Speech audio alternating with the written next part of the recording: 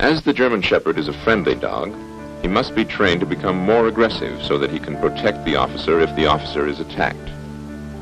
Police dogs are bred and selected for their intelligence and gentle disposition. German Shepherds possess these qualities and are used for police work all over the world. The police dog, like any dog, loves his master. Through training, which emphasizes obedience, dependability, and control, the police dog is taught how to carry out his master's wishes. Thus, the police dog will attack only upon the command of his handler. Such a command is rarely needed.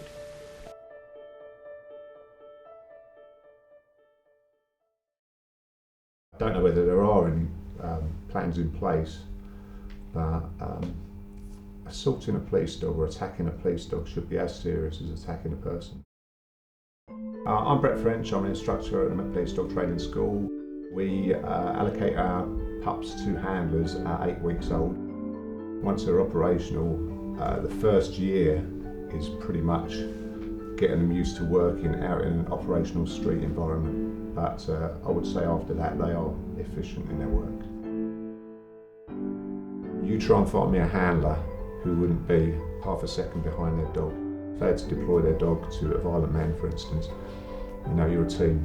You don't let that dog go lightly, and you don't let that dog go letting it suffer the consequences by itself.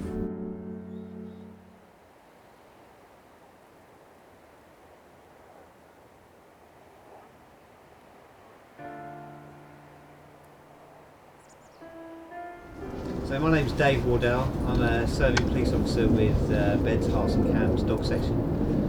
This is now retired police dog Finn. Finn was a police dog for 7 years. Finn and I already had a huge bond anyway. You have to do what we do. But since then, you know, I quite often say to people that Finn went from being my police dog that day to being my therapy dog. And he really helped me through some very dark days after that incident. Finn and I were called to an address in Stevenage to look for an offender that had run off. As I came round the corner, the offender was running towards a fence, and Finn grabbed him by the lower leg and dragged him down off of the fence. He lunged forward towards Finn. I had no idea what he was doing because it was a dark garden. It was only when, as he started to relax, that he pulled probably the biggest knife I've ever seen on the street out of Finn's chest. I expected Finn to fall over and die at some point, because it must have gone through his heart when you see the size of the knife. But Finn heroically carried on fighting the offender and helped me disarm him. Finn was very lucky. Missed his heart by about a centimetre. 2 sections of his lung were actually had to be removed so that they could reseal his lung. The offender was taken to court, but he received no extra penalty for what happened to Finn.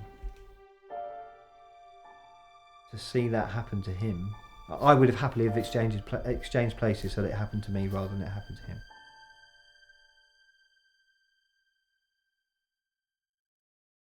I think everyone just assumed that it would be dealt with. You know, if a service animal was injured, it would be the person that was responsible would be dealt with. But you didn't have the social media that we have these days. You couldn't share the story instantly with several billion people potentially. So Finn's Law was started by the public after Finn and I were attacked last year, and what the public are calling for is a law to protect these animals.